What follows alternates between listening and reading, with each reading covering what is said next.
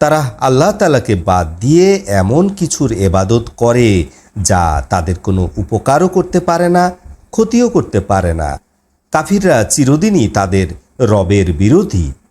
এবং নিশ্চয়ই আমি আপনাকে সুসংবাদদাতা এবং ভয় প্রদর্শনকারী হিসেবে প্রেরণ করেছি।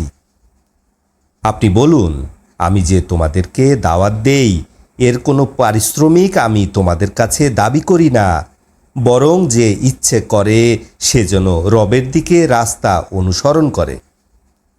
আপনি ওই অমর আল্লাহর উপর নির্ভর করুন, যিনি মৃত্যুবরণ করেন না, এবং তার পবিত্রতা ঘোষণা করুন। তিনি তার বান্দাদের পাপ সম্পর্কে খবর রাখার জন্য যথেষ্ট। তিনি আল্লাহ, যিনি আকাশ, পৃথিবী এবং এতদ ভয়ের মাঝখানে যা আছে তা তিনি 6 দিনই সৃষ্টি করেছেন। অতঃপর তিনি তার আরশের উপর স্থান গ্রহণ করেন। দয়াময় আল্লাহ সম্পর্কে যাদের অভিযোগ আছে তাদের কাছে জিজ্ঞাসা করে দেখুন। যখন তাদেরকে বলা হয় রহমানের উদ্দেশ্যে সিজদায় লুটিয়ে পড়ো, তখন তারা বলে, রহমান কে? তুমি যাকে সেজদা করতে বলো আমরা তাকেই সেজদা করব। ইহা তাদের ঘৃণা আরও বাড়িয়ে দেয়। মহিমাময় আল্লাহ তাআলা, যিনি আকাশের মধ্যে উজ্জ্বল নক্ষত্র সৃষ্টি করেছেন এবং তথায় তিনি সৃষ্টি করেছেন উজ্জ্বল আলো এবং আলো দানকারী চাঁদ। তিনি আল্লাহ তাআলা, যিনি রাত ও দিনকে সৃষ্টি করেছেন একে অপরের অনুসরণকারী হিসেবে, তাদের জন্য যারা উপদেশ গ্রহণ করতে চায় এবং যারা কৃতজ্ঞতা জ্ঞাপন করতে চায়। রহমানের গোলাম তারা, যারা পৃথিবীর বুকে নম্রভাবে চলাফেরা করে এবং নির্বোধেরা যখন তাদেরকে সম্বোধন করে তখন তারা বলে সালাম। যারা তাদের রবের উদ্দেশ্যে দাঁড়ায় এবং সেজদারত অবস্থায় রাত পার করে। যারা বলে, হে আমাদের রব, আমাদের থেকে জাহান্নামের শাস্তি দূরে রাখুন, নিশ্চয়ই উহার শাস্তি অবিচ্ছেদ্য, অবিরাম। নিশ্চয়ই উহা নিকৃষ্ট অবস্থান এবং ঠিকানা। তারা যখন খরচ করে তখন অপব্যয় করে না এবং কৃপণতাও করে না, এর মাঝামাঝি অবস্থানে তারা থাকে।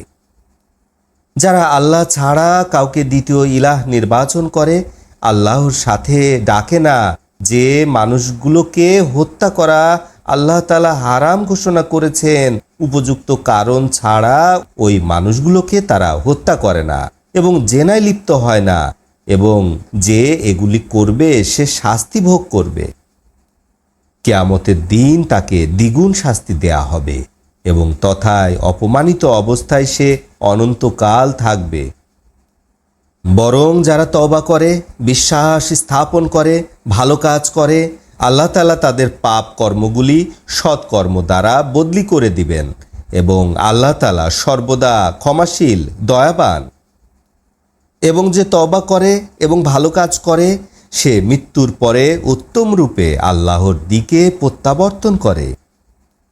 এবং যারা মিথ্যা সাক্ষী দেয় না এবং অসার অনুষ্ঠানের সম্মুখীন হলে ভদ্রতা সহকারে অতিক্রম করে চলে যায়, যাদেরকে তাদের রবের আয়াত দ্বারা উপদেশ দান করলে বধির এবং অন্ধের মতো আচরণ করে না, এবং যারা বলে, হে আমাদের রব, আমাদেরকে এমন স্ত্রী এবং সন্তান দান করুন যারা হবে আমাদের চোখের প্রশান্তি, এবং আমাদেরকে মুত্তাকিনদের ইমাম মনোনীত করুন।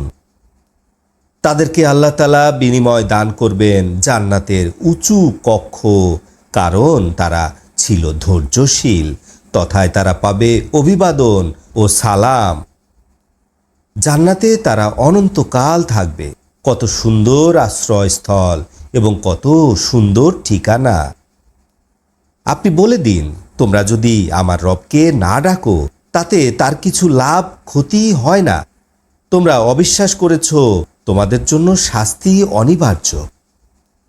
আলহামদুলিল্লাহ রাব্বিল আলামিন।